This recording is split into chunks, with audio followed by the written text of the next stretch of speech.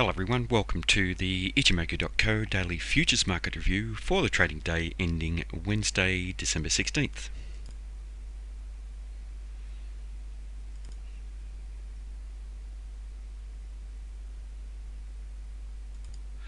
Firstly to gold futures, and here we see solid buying coming into the market in this session that has finished trading today.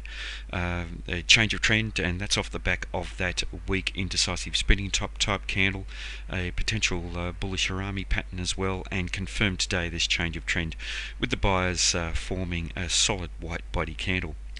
The buyers, having said that, however, did lose commitment above the various resistance levels, 1072, 1075, all the usual suspects, and also around the Tenkan-sen and the Kijun-sen.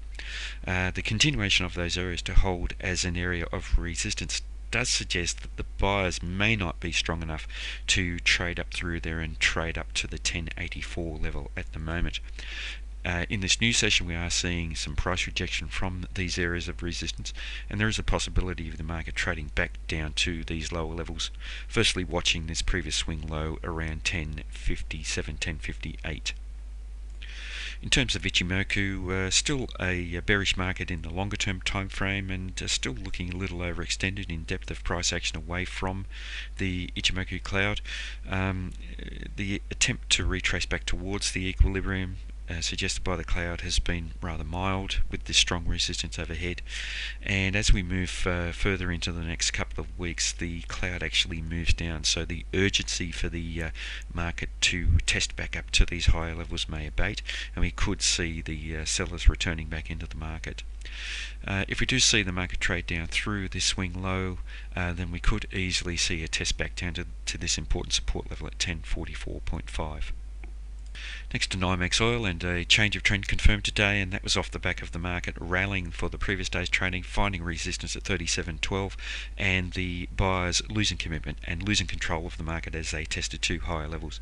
The sellers have returned quite strongly to this market, closing with control, solid momentum to the downside, but finding support at 35.65, and that's going to be an important area for the next day's trading, as may 35.13 and the swing low down around 34.53.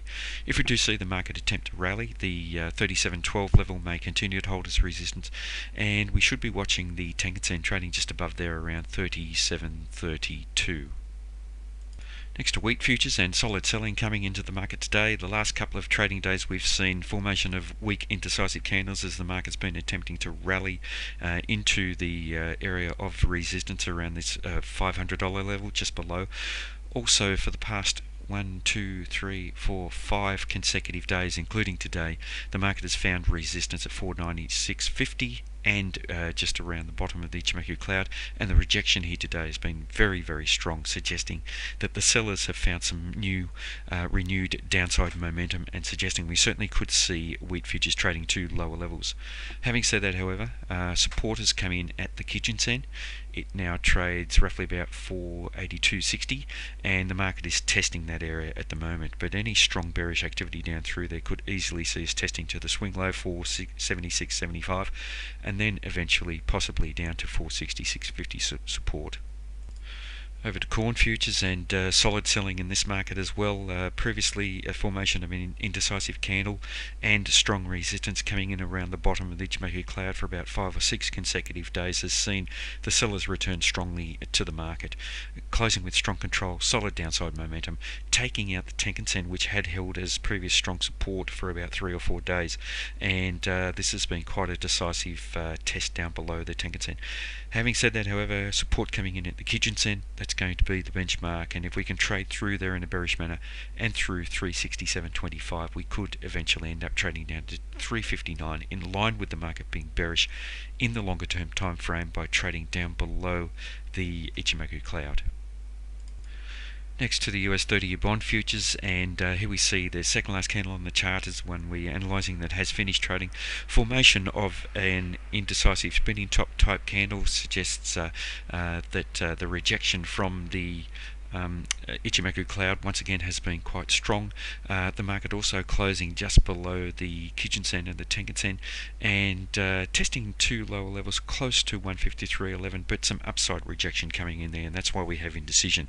So even though we have a build of downside momentum and certainly not as strong as previously, there is some doubt about whether we will see the trend continue down to lower levels. Any rally may find strong resistance at the top of the the bottom of the Ichimoku cloud, and that trades just above the 154.27 previous support and resistance level, and that's exactly what we're seeing, the market testing around the bottom of the cloud and failing to trade through there. If we do trade within the cloud, we may find resistance at the Tenkan-sen around 155.15.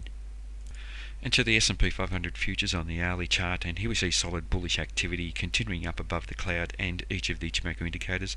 The market did test to the first pivot point resistance level, sold off to find support at the middle level, and then rallied to find resistance at the second level. At the moment we are seeing something of a retracement where we were looking a little overextended in the depth of price action above the cloud, and it's natural to attempt to mean revert back to that cloud when we're looking overextended. So we will be watching for support to come in at the middle pivot point level, 2054, and then down around the Tenkan-sen at 2050.